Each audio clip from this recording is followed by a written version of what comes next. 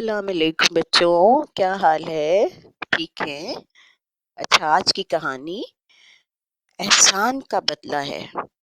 ایک دفعہ کا ذکر ہے کہ ایک گاؤں میں ایک لڑکا بنٹو اپنے والدین کے ساتھ رہتا تھا۔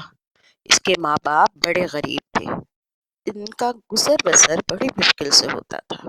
بنٹو کا گھر گاؤں کے کنارے پر تھا، جس کے ساتھ ایک بڑا سا جنگل تھا۔ وہ زیادہ تر اپنا وقت جنگل کے قریبی کنارے پر گزارتا تھا۔ وہاں بے شمار گلہریاں، چھوٹے چھوٹے پرندے رہتے تھے۔ بنٹو کے ساتھ وہ کھیلتے تھے۔ گلہریاں اور چھوٹے جانور بھی اس سے خوب مانوس ہو چکے تھے۔ بنٹو کو اپنے گھر میں بچے کچی روٹی کے ٹکڑے گرم کرتا اور پھر ان کو پانی میں بھگو کر نرم کر لیتا تھا، اور یہ ٹکڑے وہ جنگلی جانوروں کو نرم کر کے کھلاتا تھا۔ اس طرح ان سے وہ بہت اچھی طرح مانوس ہو گئے تھے۔ اسی طرح سلسلہ چل رہا تھا۔ سردیوں کے موسم میں ایک دن بنٹو کا باپ قریبی شہر اس کی ماں کی دوا لینے گیا۔ رات زیادہ ہو گئی تھی۔ ماں نے بستر پہ لیٹے لیٹے آواز دے کر بنٹو سے پوچھا، کیا باپ تمہارے واپس آ گئے ہیں؟ بنٹو نے جواب دیا، نہیں، وہ ابھی تک واپس نہیں لوٹے۔ یہ سن کر ماں فکر مند ہوئی اور بولی کہ بیٹا، جب باہر جا کر دیکھو کہ تمہارے ابا کبھی اتنی دیر نہیں کرتے ہیں۔ بنٹو سرد رات میں دروازہ کھول کر باہر نکل گیا۔ اندھیرا تھا۔ وہ کافی دیر تک سردی میں ٹھٹرتا رہا۔ جب کچھ وقت اور بیت گیا تو وہ خود فکر مند ہونے لگا کہ آخر ابا کیوں نہیں آئے۔ وہ راستے کو روشن کرنے کے لیے لالٹین ساتھ لیتے ہوئے گیا۔ وہ آہستہ آہستہ چلتا ہوا اس دوراہے پہ آ کر کھڑا ہو گیا جو شہر کی طرف جاتا تھا۔ اس نے لالٹین اونچی کر کے رکھی ہوئی تھی۔ راستہ بالکل سنسان تھا۔ وہ کچھ دیر یوں ہی ساکت کھڑا رہا۔ ٹھنڈی ہوائیں چل رہی تھیں۔ بنٹو کے بدن میں کپکپاہٹ طاری ہو گئی۔ اس نے دونوں ہاتھ لالٹین کے قریب جالی پہ کر دیا تاکہ حرارت اس کو مل جائے۔ وہ دوراہے پہ کھڑا کافی دیر تک اپنے باپ کی آمد کا انتظار کرتا رہا۔ اچانک اس کے کانوں میں ایک کسی پرندے کی آواز آئی۔ رات کے اس پہر میں پرندے اپنے گھونسلے میں دبکے ہوئے ہوتے ہیں، بنٹو نے اپنے وہم میں سوچا۔ تھوڑی دیر کے بعد پھر کمزور سی آواز آئی۔ بنٹو کو ایسے لگا جیسے کوئی پرندہ مصیبت میں گرفتار ہے۔ وہ اپنے باپ کو بھول کر آواز کی سمت پہ چل پڑا۔ کچھ وقفے کے بعد آواز پھر سنائی دی۔ بنٹو ادھر ادھر پرندے کو تلاش کرنے لگا۔ وہ بے خبری میں جنگل میں آ چکا تھا۔ اچانک اس کی نظر ایک چھوٹے سے ٹیلے پر پڑی جہاں ایک پرندہ برف میں لتڑا ہوا پڑا ہوا تھا۔ بنٹو جلدی سے اس کی طرف بڑھا اور دونوں ہاتھوں سے اس کو اٹھا لیا۔ اس نے لالٹین قریب رکھی اور پیروں کے بل بیٹھ گیا۔ وہ چھوٹی سی چڑیا تھی جس کے پر برف سے ڈھک گئے تھے۔ بدن سردی سے کپکپا رہا تھا۔ بنٹو اس کے پروں پر سے برف جھاڑنے لگا۔ جب برف بالکل اتر گئی تو اس نے چڑیا کو لالٹین کے قریب کر دیا۔ وہ لالٹین کی لو کی حرارت سے اس کو گرمی پہنچانا چاہتا تھا۔ آہستہ آہستہ چڑیا کا گیلا بدن سوکھنے لگا۔ اس کی کپکپاہٹ دور ہو گئی۔ چڑیا کو ایک درخت کی خالی کھو میں ڈال دیا اس نے۔ اچانک اسے یاد آیا کہ وہ تو اپنے باپ کی تلاش میں نکلا تھا۔ اس نے تیزی سے لالٹین اٹھائی اور واپس لوٹنے لگا، مگر یہ کیا، اسے تو راستے ہی بھول گیا۔ وہ جنگل سے باہر نکلنے کے بجائے اندرونی حصے میں بڑھتا چلا گیا۔ جب وہ کافی دیر تک یوں ہی چلتا رہا تو اسے احساس ہو گیا کہ وہ راستہ بھٹک گیا ہے۔ لالٹین کی ننھی لو کی مدد سے وہ رکا نہیں، چلتا رہا۔ جب وہ تھک گیا تو اس نے ایک درخت کی جڑ میں سونے کا فیصلہ کیا اور وہ سو گیا۔ جب اس کی آنکھ کھلی تو جنگل میں پرندوں کی چہچہاہٹ کی آواز آ رہی تھی اور اس کی لالٹین بجھ چکی تھی۔ وہ ایک طرف چل پڑا۔ ابھی کچھ دور ہی پہنچا تھا کہ درختوں سے ہلکی سی سنسناہٹ سی محسوس ہوئی۔ اس کے دل میں تھوڑا سا خوف پیدا ہوا۔ اب وہ تیز تیز چلنے لگا، اچانک اس کے سامنے کچھ آ کر گرا، راستہ بند ہو گیا تھا۔ بنٹو گھبرا سا گیا، اس نے مڑ کر دیکھا تو اس کی سانسیں رک گئیں۔ درختوں کے بیچ میں بڑا سا دیو کھڑا تھا، زوردار آواز میں بولا، لڑکے تم کہاں جا رہے ہو؟ بنٹو نے بتایا کہ میں جنگل میں راستہ بھٹک گیا ہوں، اب اپنے گاؤں کا راستہ تلاش کر رہا ہوں۔ اس نے اس کے گاؤں کا راستہ پوچھا۔ اس نے کہا کہ میں اس گاؤں کو اچھی طرح جانتا ہوں، تم ایسا کرو کہ میرے ساتھ چلو، میں تمہیں گھر تک پہنچا دوں گا۔ بنٹو نے اس کی بات پر یقین کر لیا اور وہ اس کے پیچھے پیچھے چلنے لگا۔ چٹانی چہرہ اسے اپنی ساتھ لے کر ایک پہاڑ پر پہنچ گیا۔ بنٹو نے رک کر کہا، یہ راستہ تو میرے گھر کا نہیں ہے۔ دیو نے قہقہا لگایا، کہا، لڑکے اب تم میرے مہمان ہو، جب تک میں نہ چاہوں تم کہیں نہیں جا سکتے۔ یہ سن کر بنٹو بہت پریشان ہوا، اسے اپنی بیمار ماں کا خیال آیا، اس کی گمشدگی پہ وہ ضرور بہت پریشان ہو۔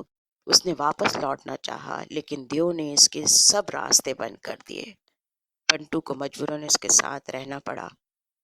اسے جلدی ہی معلوم ہو گیا کہ یہ دیو برسوں سے اس جنگل میں رہ رہا ہے۔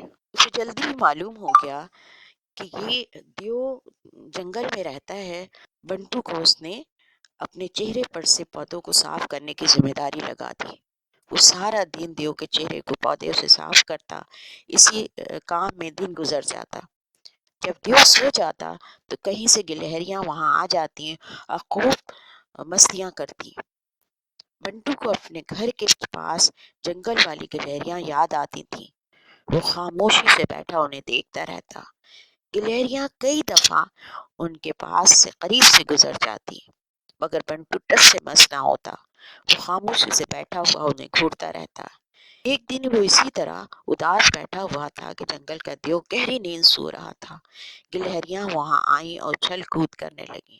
اچانک ایک گلہری دیو کے جسم پہ چڑھی اور یہ دیکھ کر بنٹو گھبرا گیا کہ کہیں دیو بیدار ہی نہ ہو جائے اور وہ اس کو مار ہی نہ دے۔ اس نے گلہری کو دیو کے جسم سے ہٹانے کی کوشش کی تو وہ تیزی سے گردن کے اوپر چڑھ گئی۔ اس کے پیچھے دوسری گلہریاں بھی دیو کی گردن پہ چڑھ گئی۔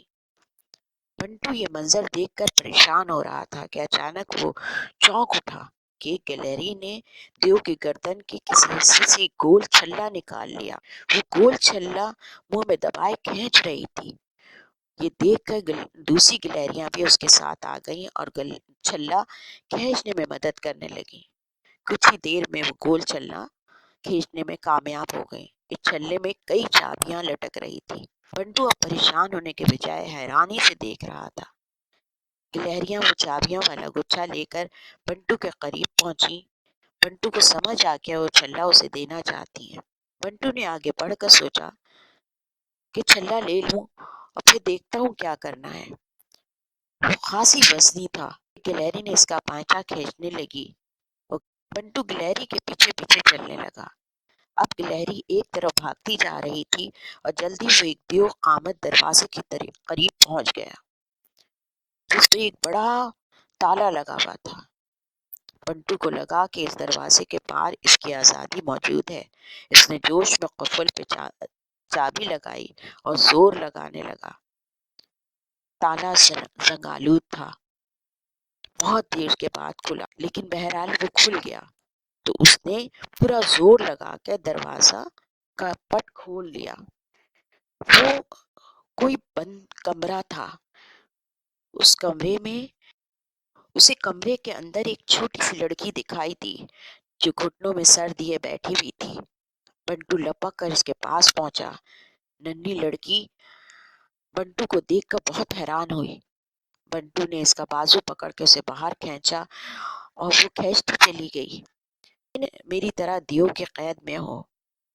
بنٹو نے بھاگتے بھاگتے اس سے پوچھا۔ اس نے سر ہلایا۔ بنٹو گلہری کے پیچھے بھاگ رہا تھا اور ایک طرف وہ اچھلتی جا رہی تھی۔ اچانک بنٹو کو اپنے عقل میں زوردار ہلچل محسوس ہوئی۔ وہ سمجھ گیا کہ دیو بیدار ہو گیا ہے۔ اسے معلوم ہو گیا کہ وہ فرار ہو رہے ہیں بنٹو ننھی لڑکی کا ہاتھ پکڑ کر تیزی سے بھاگنے لگا۔ گلہریاں اب دکھائی نہیں دے رہی تھی۔ تم بھاگ کر کہاں جاؤ گے؟ پیچھے سے آواز آئی۔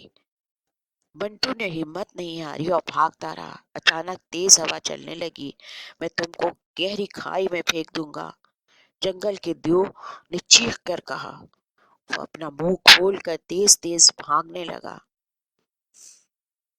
بنٹو کو لگا جیسے جنگل میں تیز ہوا چل رہی ہے۔ اس کی پھونک اتنی طاقتور تھی کہ بنٹو کے لیے زمین پہ پاؤں رکھنا مشکل ہو رہا تھا۔ یہی حال اس ننھی لڑکی کا تھا۔ وہ ہوا میں اڑ رہی تھی۔ بنٹو اسے اپنی طرف کھینچنے لگا مگر وہ خود پر قابو نہ رکھ سکا اور وہ دونوں بے سود ہو کر ہوا میں پٹخیاں کھانے لگے۔ دیو نے اپنی تیز پھونکوں کی مدد سے انہیں گہری کھائی میں پھینک دیا۔ بنٹو نیچے کی طرف تیزی سے گر رہا تھا۔ اس کی آنکھوں کے سامنے اندھیرا چھا گیا۔ اسی لمحے کہیں ڈھیر ساری چڑیاں نمودار ہوئی۔ انہوں نے بنٹو کے کپڑوں کو اپنی ننھی چوٹوں سے پکڑ لیا۔ پھر دیکھتے ہی دیکھتے چڑیاں بنٹو کو گہری کھائی سے نکال کے ایک طرف لے کر اڑنے لگی۔ بنٹو بے ہوش ہو چکا تھا۔ جب اسے ہوش آیا تو اپنے گھر کے قریب پڑا تھا جہاں وہ روز کھیلتا تھا۔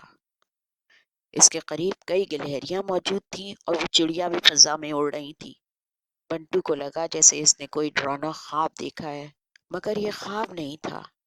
بنٹو سے کچھ دور وہ ننھی لڑکی بھی زمین پہ پڑی ہوئی تھی۔ بنٹو نے ایک مصیبت زدہ چڑیا کی مدد کی تھی۔ اس نے مل کر اس کا احسان کا بدلہ اتار دیا۔ جن گلہریوں کو روز کھانا کھلاتا تھا اس نے بھی اس کے مشکل وقت میں مدد کی۔ بنٹو نے ننھی لڑکی کو بیدار کیا، اسے لے کر اپنے گھر چلا گیا۔ اس کے ماں باپ اس کی گمشدگی سے بالکل مایوس ہو چکے تھے کہ اب وہ نہیں ملے گا۔ جب انہوں نے اسے زندہ سلامت دیکھا تو بہت خوش ہوئے اور اللہ کا شکر ادا کیا۔ احسان کا بدلہ، یہ تھی آج کی کہانی۔ ہمیں بھی لوگوں پہ احسان کرتے رہنا چاہیے، ٹھیک ہے بچوں؟ انشاءاللہ پھر کسی نئی کہانی میں ملوں۔ شکریہ۔